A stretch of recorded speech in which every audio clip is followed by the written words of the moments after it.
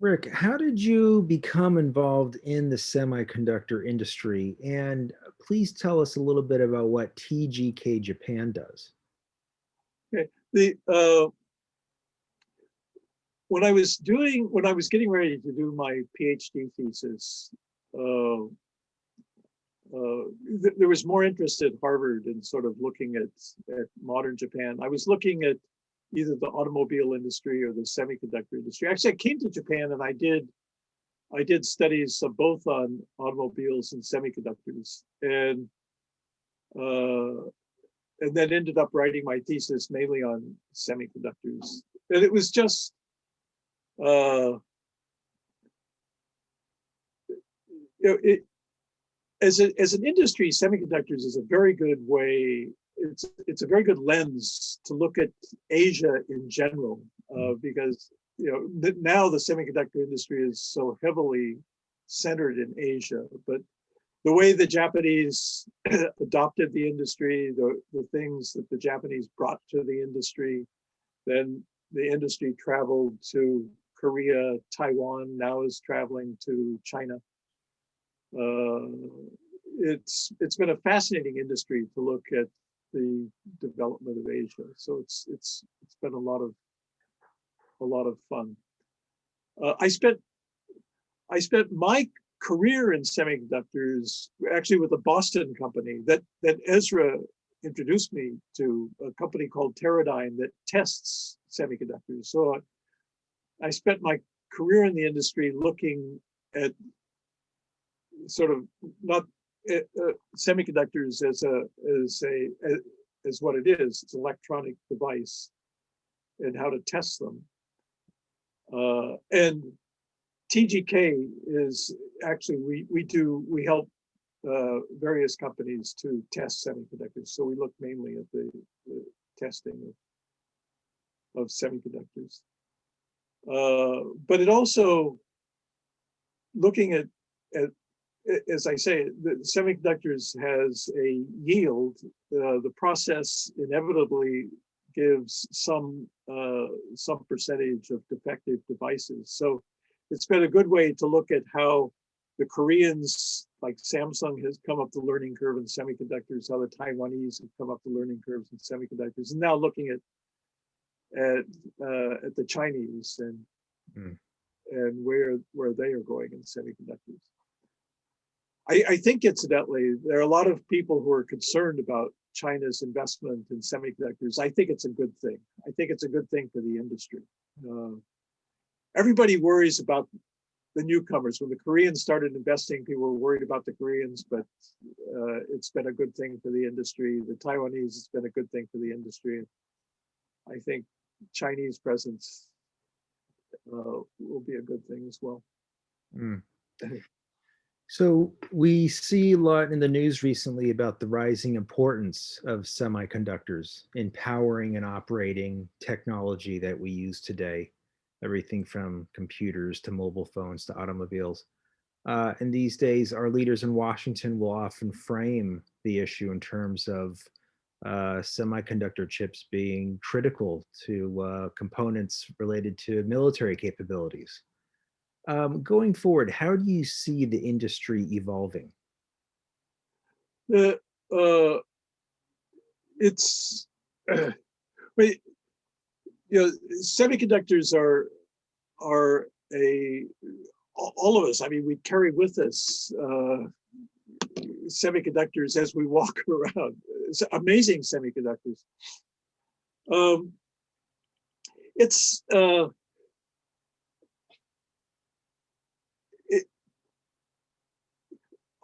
couple of things. It's during the pandemic, for example, the semiconductor industry has, in this horrible, unfortunate situation, has been one of the winners. And one reason it's one of the winners is that all of people using Zoom, using online, working from home, that all requires semiconductors. It also requires these huge data centers to handle all of these signals that we're throwing back and forth to each other. That all requires semiconductors. So the demand for semiconductors during the pandemic has gone up enormously. to the point now where we are at this moment, there's a shortage in automobile semiconductors because so much capacity has gone over to making other things. It's the structure of the industry has changed enormously from over the last 20 or 30 years. So the really key important players in semiconductors, a lot of them are American companies like Qualcomm, NVIDIA, Intel, of course, but and a lot of those companies like Qualcomm and NVIDIA, they design the chips, they engineer the chips, but they don't manufacture them. A lot of the manufacturing is done, especially in Taiwan, at what's called a foundry or TSMC. So they've broken up, it's become more of vertically it's been broken up into horizontal, where the design and the real value added of the chips is where they're designed. It's in the United States with NVIDIA or Qualcomm. The Chinese still don't have the capability to make that generation of semiconductors. What the Chinese now are coming up the learning curve on are, for example, semiconductors for memory devices. So our cell phones and has a lot of NAND flash memory devices in it. NAND flash is made by Samsung, or it's made by by the Toshiba factory. It's now a different name, but also the Chinese are coming up that learning curve. So they'll be making memory devices. And those are very, very high end. They're very sophisticated, but they're also sophisticated commodities. And so there's a lot of price competition. There will be a lot of price competition between Samsung and the Chinese, for example.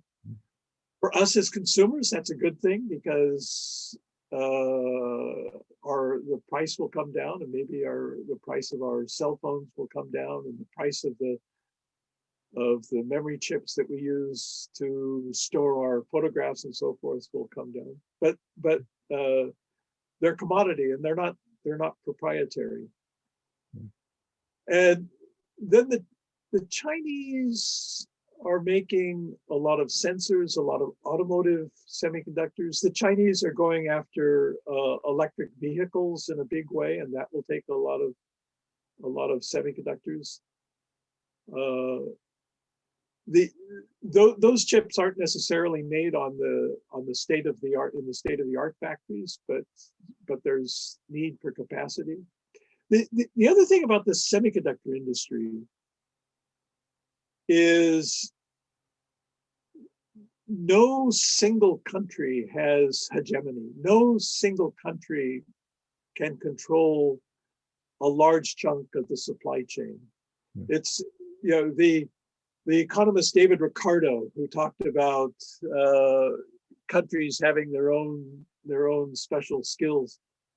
It's a very Ricardian kind of industry. So even though the manufacturing of devices will grow in China, the equipment will come from the United States. About 50% of the equipment for semiconductors comes from US companies. About 50% comes from Japanese companies. The materials which go into semiconductors comes from Japan. Gradually, the Chinese will get some of that capability too, but there will be a limit. So it's very much an international supply chain.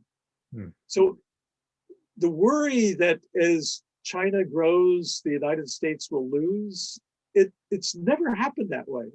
When the Koreans grew, the other countries didn't lose. The industry as a whole grew.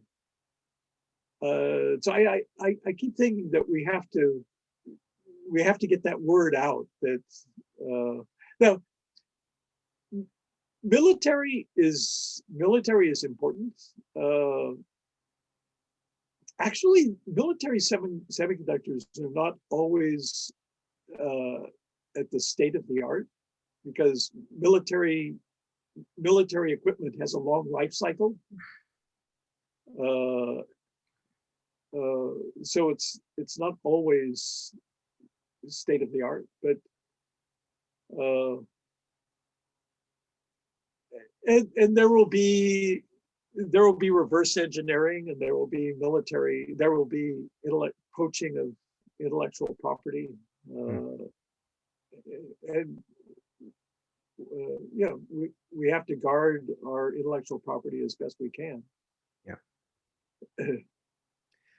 We hear talk about going forward possible selective decoupling between the Chinese and American economies.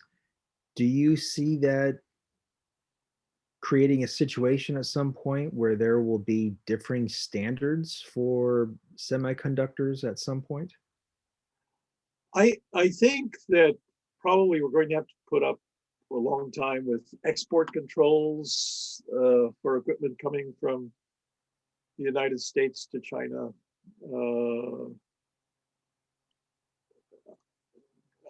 I think that's inevitable given the situation.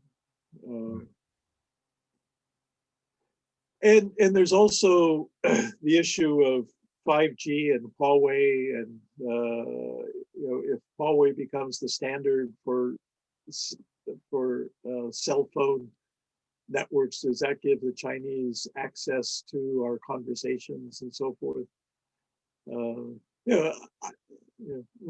have to think about those issues. And in Japan, that is actually made for stronger relationships between Japan and the United States. So there are now study groups of US and Japanese companies on things like 5G, how to implement 5G and circumvent Huawei.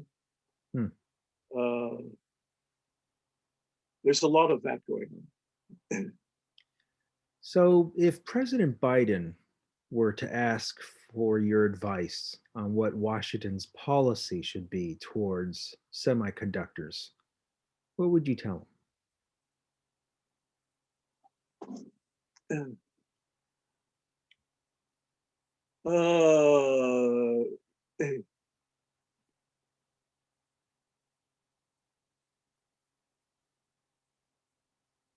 That's in the past.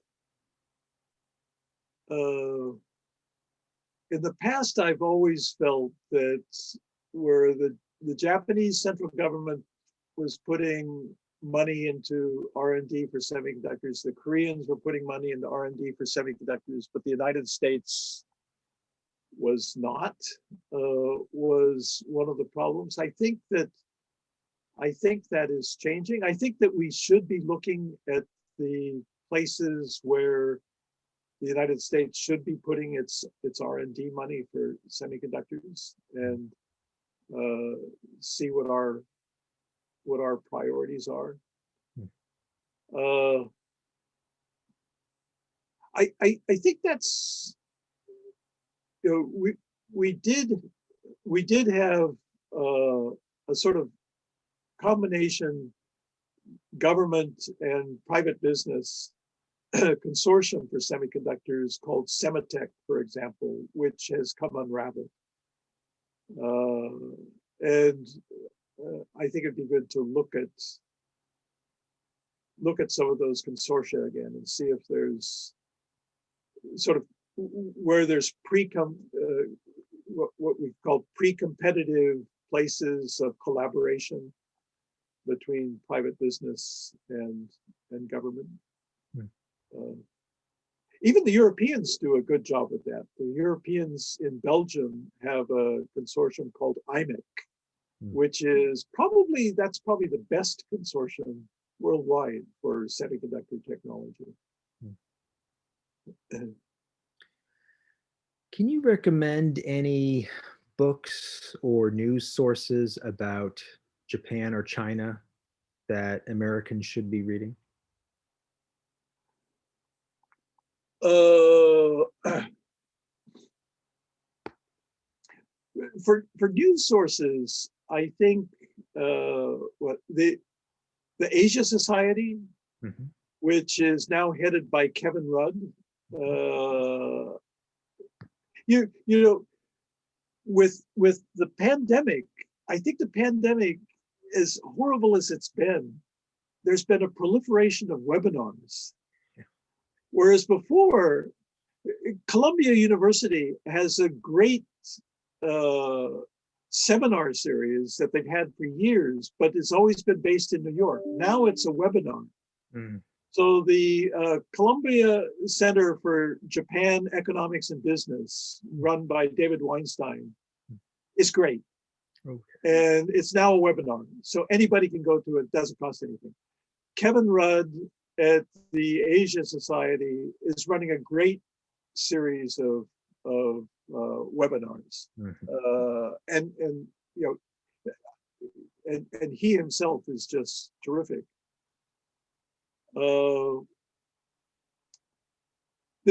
There's at Johns Hopkins, there's one thing that people are worried about in China is the so-called debt trap and the Belt and Road Initiative. There's a very good group at Johns Hopkins looking at that, and they have also have a webinar series. Okay. Ulrike Schachtes at Oh. UC San Diego, her webinar series. Mhm. So that's become a new way that we get information, Yes. and I can do it on my Japan time zone without staying up all night. For books, God, I read all the time. There's new things coming out all the time. One thing that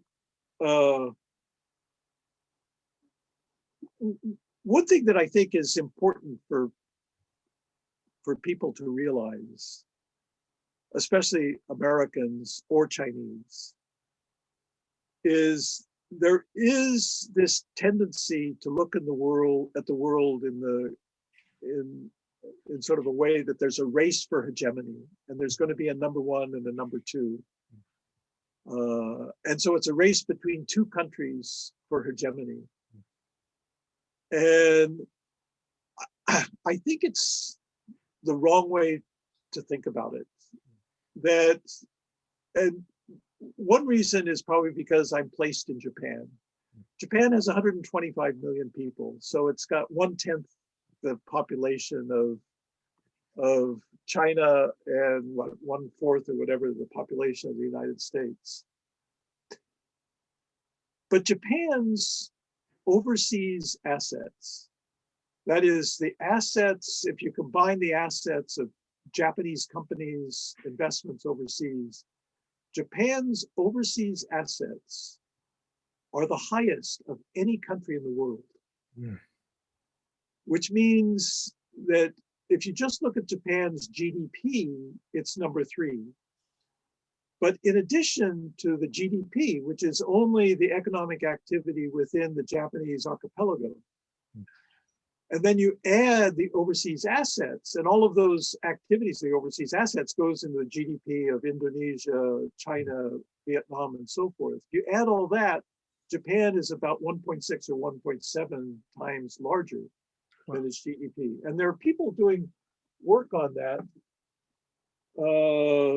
There's a professor, she's at Brookings, Maria Solis, who has an excellent article, I think 2 issues of Foreign Affairs ago, where she talks about that, and she's been writing books about that. There are books now coming out on Japan's regional clout. David Shambaugh, the scholar working on China, he had a book that came out in December, and actually I was engaging Ezra in a discussion about that, about the competition between Japan and the United States in Southeast Asia and ASEAN countries. However, the investment from the United States into ASEAN is about 9% of the total overseas investment, foreign investment into ASEAN. China is about 6% of the total. Japan is 15% of the total. Japan has more investment into ASEAN countries than either the United States or Japan. And even if you combine the United States and China, Japan is as big. Hmm. Hmm. So I think we have to change the way we think about the world. And I blame Ezra for writing Japan as number one. Why do we have to think of number one, number two, or number three? And why every time, why when Japan slipped from being number two to number three, did the world fret about that? Well, I want to be excuse me. I want to be mindful of your remaining time. I know you have a commitment in a few minutes. I just wanted to ask one last question. Once things begin to open up after we sort of get our arms around COVID, people will begin traveling again, and Americans will begin coming to Japan as well as folks from other countries. What are 2 to 3 locations in the Tokyo area that you would recommend tourists visit? And can you recommend maybe a dish or two of Japanese cuisine that you recommend tourists eat? Maybe something which we don't usually hear about in all the guidebooks. Yeah, well, we all have our favorites. I'm sure you have your favorites, Ted. One place that I direct my friends, especially people who've been to Tokyo but haven't been here for a while, is to look at the way that Tokyo has transformed itself in the last 20 years. That is, if we think the last 2 decades, what supposedly were the lost decades for Japan, Tokyo transformed itself enormously. The transformation is nearly as dramatic as Shanghai. And to get a sense of that, it's hard to get it knowing where Tokyo was in the past, but to get a sense of that, to go to the area on the Imperial Palace side of Tokyo Station, which is a beautiful example of urban redevelopment. Have you been there recently? I have, maybe last year, January. Yeah.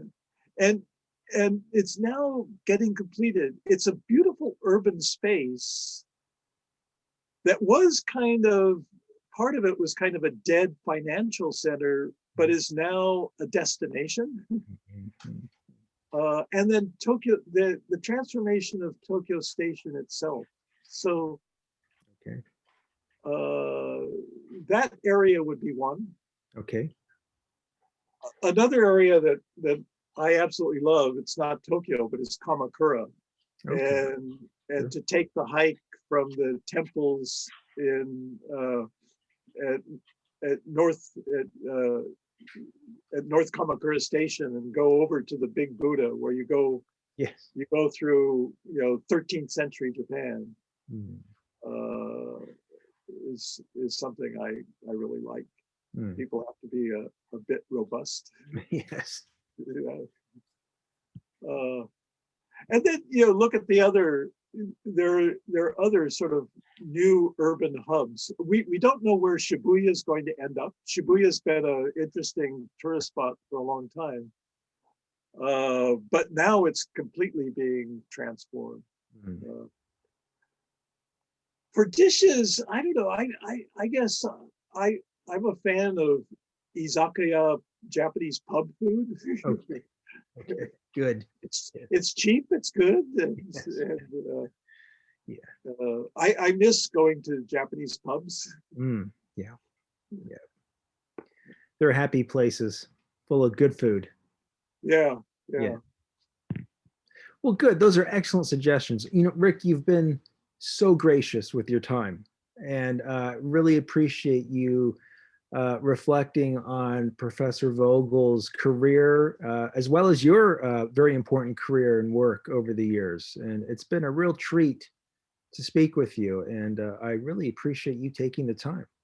Well, thank you. I've enjoyed it, Ted. Yeah. Sayonara.